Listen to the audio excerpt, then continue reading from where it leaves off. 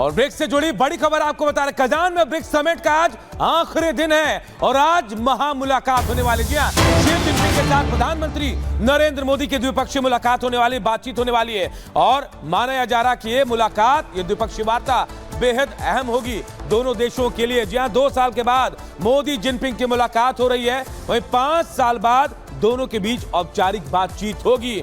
तो कजान में BRICS summit चला और आज आखिरी दिन है इसका और आज मोदी और शी जिनपिंग की मुलाकात है। जी हां, भारत और चीन के बीच ये मुलाकात, ये बात बेहद अहम है। 5 साल बाद दोनों के बीच औपचारिक बात हो रही है, जबकि 2 साल बाद मोदी और जिनपिंग की मुलाकात है और इस पर पूरी दुनिया की नजरें टिकी हुई हैं। तो बड़ी खबर आपको बता रहे हैं, आज शी जिनपिंग और प्रधानमंत्री नरेंद्र मोदी के बीच अहम मुलाकात होने वाली है। तो देखिए, ब्रिक्स सम्मेलन के लिए पहुंच चुके हैं प्रधानमंत्री नरेंद्र मोदी और इससे पहले देखिए जिस तरीके से जो खटास थी वो कहीं ना कहीं साइड रख करके अब जिस तरीके से यहाँ पर स्थिति ठीक होती हुई नजर आ रही है, इसी को लेकर के एक खास रिपोर्ट आपको दिखाते हैं कि इससे पहले क्या कुछ समझौता हुआ है।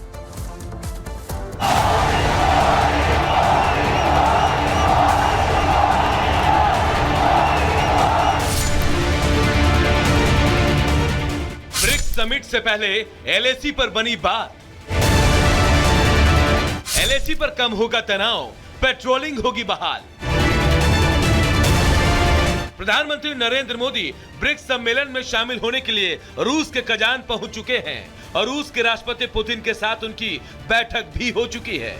ब्रिक्स सम्मेलन में प्रधानमंत्री नरेंद्र मोदी और चीन के राष्ट्रपति शी जिनपिंग के साथ एक द्विपक्षीय बैठक भी होने जा रही है और इसकी सबसे बड़ी वजह है एलएसी को लेकर बड़ी खबर। विदेश मंत्रालय के मुताबिक भारत और चीन एलएसी पर तनाव खत्म करने पर राजी हो गए हैं। इसका मतलब है कि दोनों लाइन ऑफ एक्चुअल कंट्रोल यानी वास्तविक नियंत्रण रेखा से अपनी सेनाएं पीछे हटाएंगे। दोनों देशों के सैनिक अपनी अपनी सीमा के भीतर गश्त करेंगे। देपसांग और देमचोक को लेकर 2020 से पहले वाली स्थिति बहाल हो सकती है। गलवान पेंगोंग से गोगरा हॉट स्प्रिंग्स को लेकर पहले ही सहमति बन चुकी है। भारत के विदेश सचिव विक्रम मिस्त्री ने रूस में पीएम मोदी और शी जिनपिंग के बीच होने वाली बैठक की जानकारी दी। रूस के शहर कजान में आज भारत और चीन के राष्ट्रपति शी जिनपिंग की मुलाकात होने जा रही है, लेकिन इस मुलाकात से पहले जो समझौता हुआ उसकी चर्चा ग्लोबल पॉलिटिक्स का हिस्सा बन गई है। दोनों देशों के बीच पेट्रोलिंग के नए सिस्टम को लेकर सहमति बनी है। इस समझौते का असर ये होगा कि गलवान जैसे संघर्ष को टाला जा सकेगा, यानी दोनों देश उस स्थिति पर राजी हो गए हैं जो स्थिति 2020 से पहले वाली थी।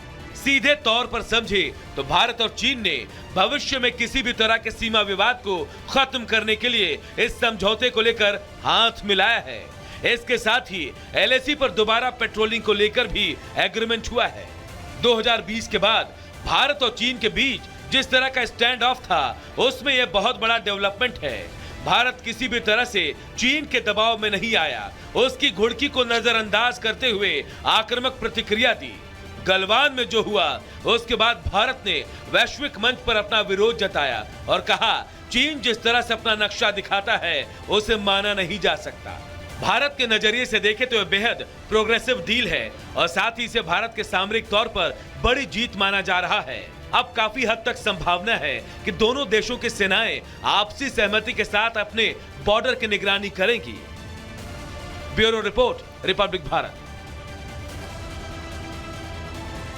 और बात महाराष्ट्र विधानसभा से जुड़ी एक बड़ी खबर की करते हैं। बड़ी खबर ये कि महायुति में भी जो दल हैं वो अब लगातार ऐलान करते जा रहे हैं कहां से कौन उम्मीदवार चुनाव लड़ने वाला है और इसी कड़ी में शिंदे गुट से, जी हां, शिवसेना शिंदे गुट से 45 उम्मीदवारों की लिस्ट सामने आ गई है और शिवसेना ने ये 45 उम्मीदवारों की लिस्ट जारी की है और बताया जा रहा है कि कोपरी 5 पखाड़ी से खुद सीएम शिंदे चुनाव लड़ेंगे। जी हां, 45 उम्मीदवारों का नाम का ऐलान हुआ है, उसमें खुद सीएम शिंदे का भी ऐलान हुआ नाम। रत्नागिरी से उदय सामंत चुनाव लड़ेंगे। इसके अलावा हम आपको बता रहे हैं कई और लोग हैं। महाड़ सीट से भरत गोगावले चुनाव लड़ने वाले हैं। इसके अलावा देखिए हम आपको बता रहे हैं महाड़ सीट से भरत गोगावले, सावंतवाड़ी से दीपक केसरकर को टिकट मिला है। 45 उम्मीदवारों का नाम सामने आ गया शिवसेना शिंदे गुट से। और इस बीच एक और बड़ी खबर आपको बता दें, जामिया मिलिया इस्लामिया में 2 गुटों में टकराव की खबर सामने आ रही है। तो बड़ी खबर आपको बता रहे हैं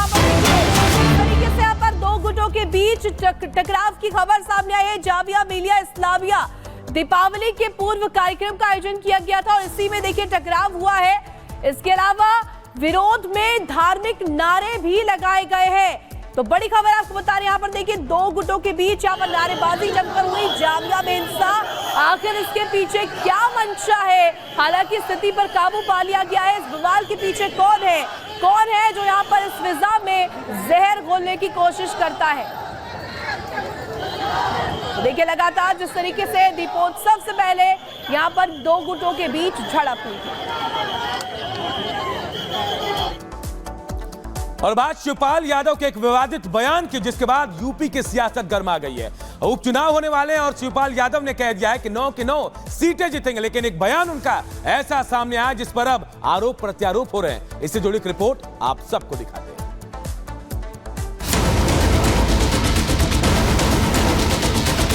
वोट दो, नहीं तो फिर हिसाब किताब भी होगा।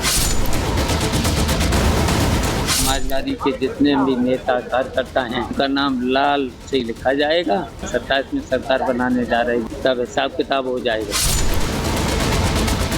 शिवपाल यादव सियासत के कितने मंझे हुए खिलाड़ी हैं, ये बात किसी से छिपी नहीं है।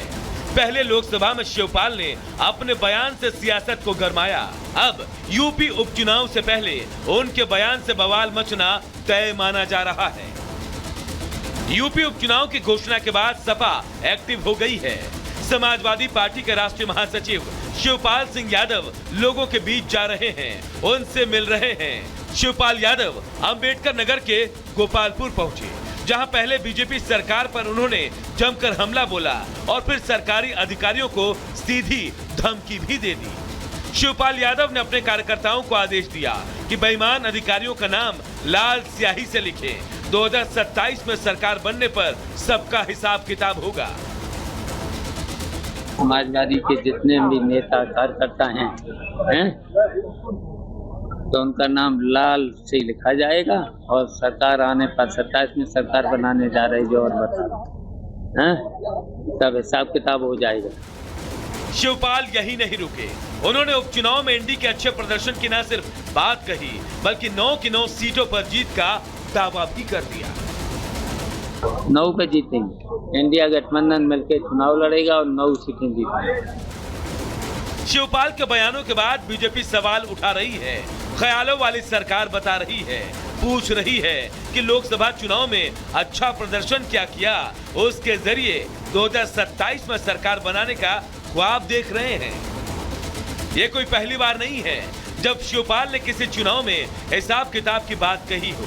इससे पहले लोकसभा चुनाव के प्रचार के दौरान उन्होंने बदायूं में जनता से वोट मांगने के दौरान उनको भी धमकी दी, जिसका वीडियो काफी वायरल भी हुआ था।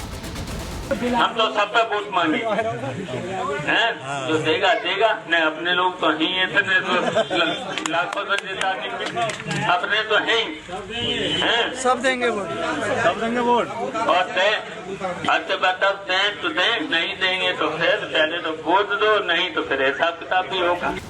अब ऐसे में सवाल उठ रहे हैं कि जहां एक तरफ अखिलेश अपनी पार्टी की छवि को बचाने में जुटे हैं, उपचुनाव में लोकसभा की जीत भुनाने में लगे हैं, उस पर चाचा का 2027 वाला अरमान भतीजे के अरमान पर पानी फिरने का काम तो नहीं कर जाएगा। Bureau report, Republic Bharat. और इस बीच एक बड़ी खबर राजधानी दिल्ली से आपको बता दें, जहां दम घोंटू हवा की वजह से लोगों की परेशानियां पहले ही बढ़ी हुई है। और एक बड़ी खबर, बड़ी जानकारी मिल रही है। यहाँ देखिए वायु प्रदूषण को लेकर के आज सुनवाई होनी है, सुप्रीम कोर्ट में सुनवाई होगी। लगातार प्रदूषित हो रही हवा, दिल्ली में जो स्तर है वो लगातार गिरता जा रहा है प्रदूषण का। 400 के पार AQI पहुंची हुई है। ITO क्षेत्र की तस्वीर आपको दिखा रहे हैं। देखिए जिस तरीके से यहाँ पर ये स्थिति बनी हुई है, 400 के पार AQI पहुंचा हुआ है और आज इसको लेकर के सुप्रीम कोर्ट में सुनवाई। तो दिल्ली NCR में खराब स्थिति में AQI लगातार बनी हुई है और इसके साथ साथ जो प्रदूषण का स्तर है, प्रदूषण का स्तर लगातार गिरता जा रहा है और इसके अलावा आज इसको लेकर के सुनवाई होनी है।